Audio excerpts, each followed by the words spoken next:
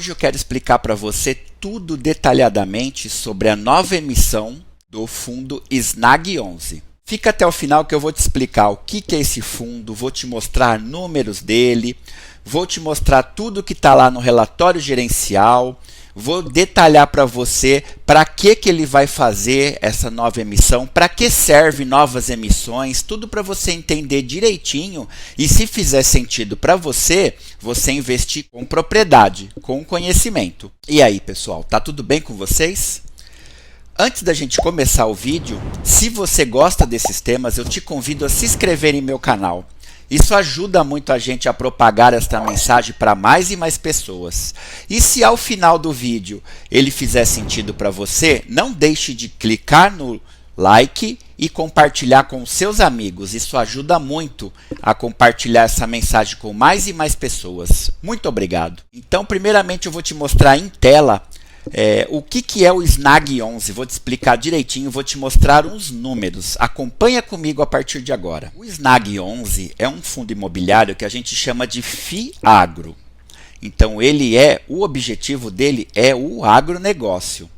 Existem muitos tipos desses fundos. Existem uns que investem majoritariamente nas fazendas, né? Que então são propriedades físicas. Existem uns que investem nos papéis do agronegócio, que seria uma LCA, um CRA.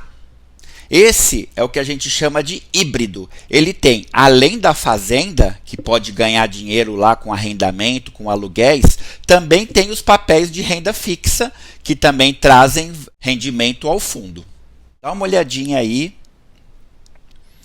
nos indicadores do FIAGRO SNAG 11 enquanto eu estou gravando esse vídeo.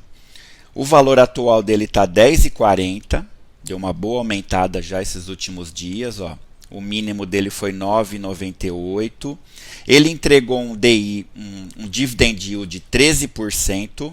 Lembrando que é muito perigoso a gente investir apenas olhando o dividend yield. Tem muito mais indicadores para a gente tomar uma decisão de se aquele fundo imobiliário faz ou não sentido para a gente e se deve ou não compor a nossa carteira de ativos. Então diz que ele teve uma valorização aí de 4%. Que nós estamos vendo a cotação, uma boa subida. Ó. Ele é um fundo novo, completou agora 1 ano.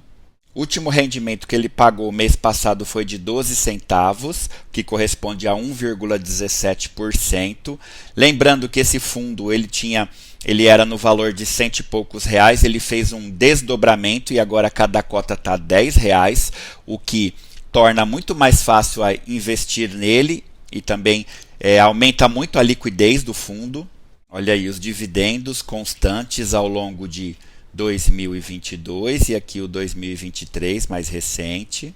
Caso você tenha interesse, o site é esse aqui, ó, do Status Invest. A gente consegue ver todas essas informações.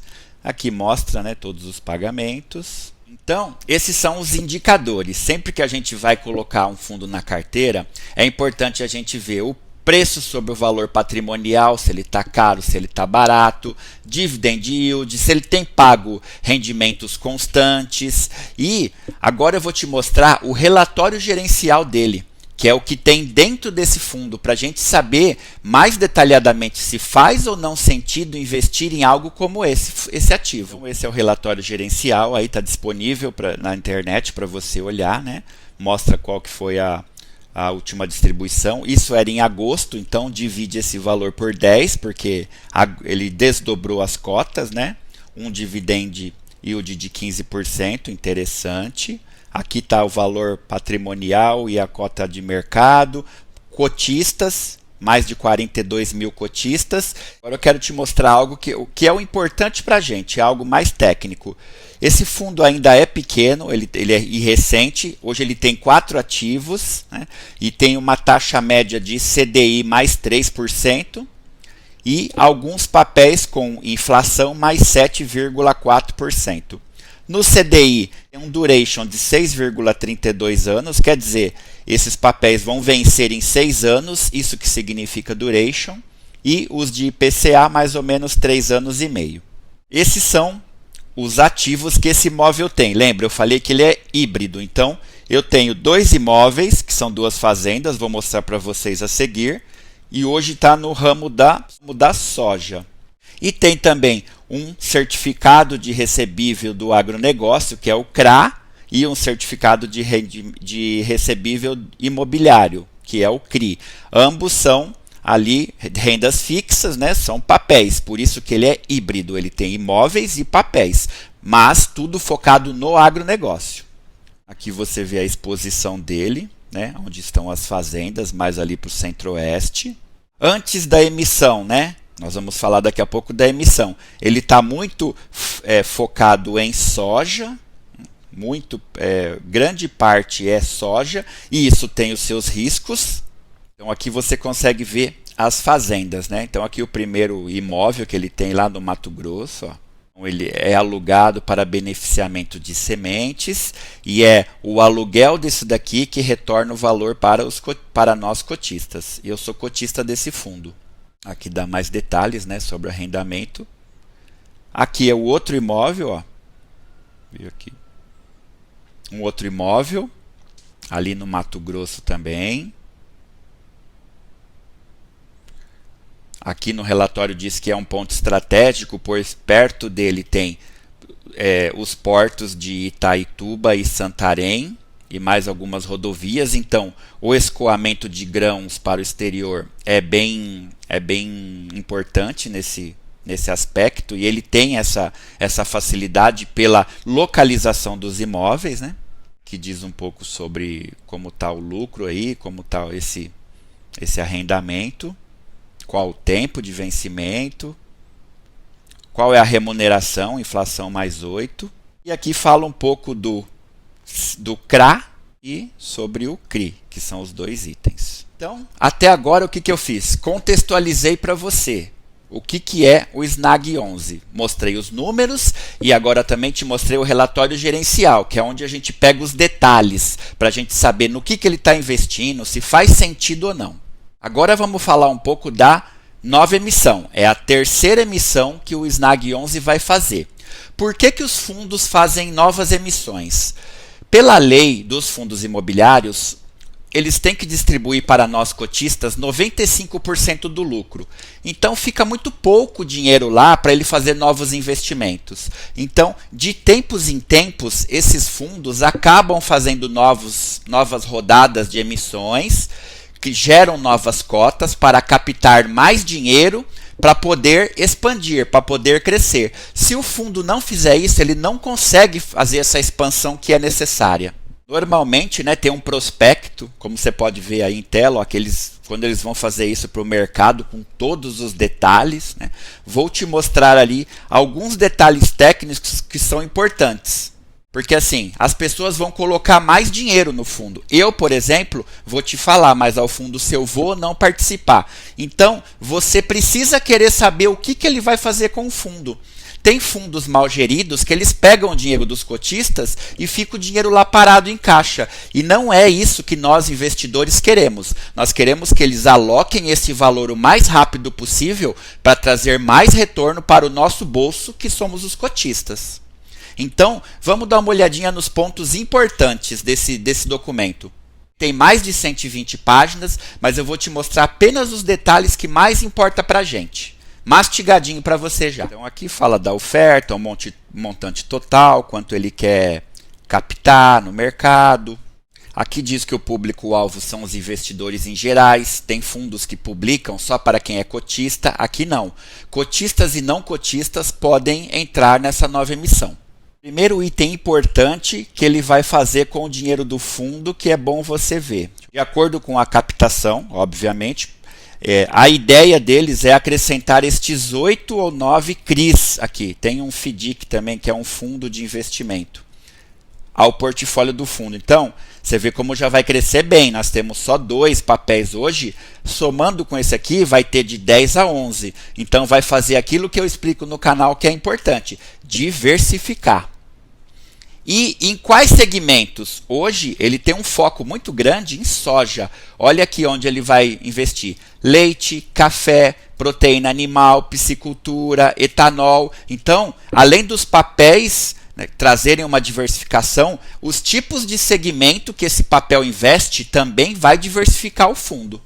Como diz no prospecto aí, a ideia deles é alocar 200 milhões dessa captação nesses CRIs aí, e CRAs. Que é aquilo que eu te falei, vai dar uma diversificada nos segmentos, que é algo muito importante, porque ficar focado só em soja, e se a soja tiver algum problema aí no exterior ou governamental? Aqui nós temos várias culturas. E outro objetivo também do fundo é aumentar os seus imóveis físicos. Comprar mais 4 ou 5. Então, desses dois, nós já vamos ter ali 5, 7 imóveis, o que também é interessante e mantém aquilo que eu digo que é um fundo híbrido. Ele vai ter papéis e vai ter imóveis, fazendas. E como vai acontecer isso? A partir do dia 1º de setembro até o dia 15 de setembro, já está aberto para você poder fazer o que a gente chama de subscrição. Quer dizer, se você tem cotas, tem uma proporção ali que é de 0,53. Então, quer dizer, fazendo uma conta assim mais simples, a cada 2 cotas você pode subscrever uma. Eu vou te mostrar aqui em tela quantas eu vou poder subscrever. Então, dá uma olhadinha em tela aí, que eu te falei, né? O fator ali é 53%, quer dizer, é quase a metade, é um pouquinho menos, né, da metade que você pode subscrever. Então, qual é o preço do exercício? Eles vão custar ele vai custar R$10,10. Eu te mostrei lá que ele tá custando, quando eu gravei, R$10,40, então tá um pouquinho abaixo ali do valor. Como que eu sei a capacidade das pessoas de subscreverem? As cotas que elas tinham até dia 30 de agosto. Então, até dia 15 você pode fazer a reserva, 15 de setembro, e dia 18 de setembro o dinheiro vai ser retirado lá da corretora. Então, até esse dia você tem que colocar o valor lá, de acordo com a quantidade de cotas que você quer subscrever, caso você tenha e você vá fazer essa subscrição. Eu tenho mais ou menos 700 e poucas cotas, vou mostrar aí em tela para você. Deixa eu ver o número certinho aqui. Então, eu tenho exatamente 768 cotas e eu vou poder subscrever 409 cotas.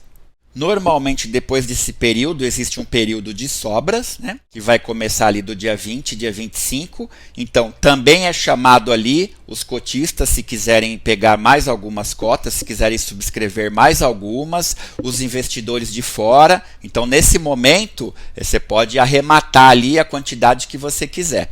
Lembrando que nós, cotistas, podemos subscrever a partir de uma cota. As pessoas que não são cotistas, é exigido uma quantidade mínima de 100 cotas, o que dá mais de R$1.000 de investimento. Então, vou colocar em tela para você aí como que está o patrimônio, né? Como que está o fundo antes da emissão. Hoje ele tem 300 milhões de patrimônio líquido, 4 ativos em carteira, um setor investido e uma taxa média de CDI mais 3. Após a emissão, o objetivo dele é ter um patrimônio líquido de R$500 milhões, 8 ativos em carteira, 5 setores investidos, que é aquela pulverização que nós falamos, e uma taxa média de CDI mais 3,5, um pouquinho a mais do que ele tem hoje. E agora, para finalizar, eu quero te falar se eu vou ou não participar. Eu vou participar, não vou participar da totalidade, porque aí exigiria mais de R$4.000 e é um valor de aporte um pouco maior do que eu estou acostumado a fazer, mas eu vou participar aí pelo menos a metade, porque eu estou com um percentual baixo dele na carteira. Eu acho que o preço dele está legal, eu acho que é um fundo que está entregando bons resultados e está crescendo, então eu vou participar sim dessa subscrição, porque eu quero ter mais cotas dele na minha carteira. E eu quero saber de você. Você entendeu? Ficou alguma dúvida? Você acha que faz sentido para você esse fundo? Lembra que não é uma recomendação de compra. Você precisa ver se o seu perfil se encaixa na renda variável, que é onde se enquadram os fundos imobiliários, e você vê se faz sentido ou não para você. Espero que eu tenha agregado, que eu tenha te ensinado aí um pouco mais sobre o que é uma subscrição, como vai acontecer isso nesse fundo. Você chegou até aqui, não esquece de deixar seu like, que ajuda muito o canal, compartilha com seus amigos que também gostam desses temas e precisam aprender mais sobre investimentos e finanças. Te agradeço e eu te espero nos próximos vídeos.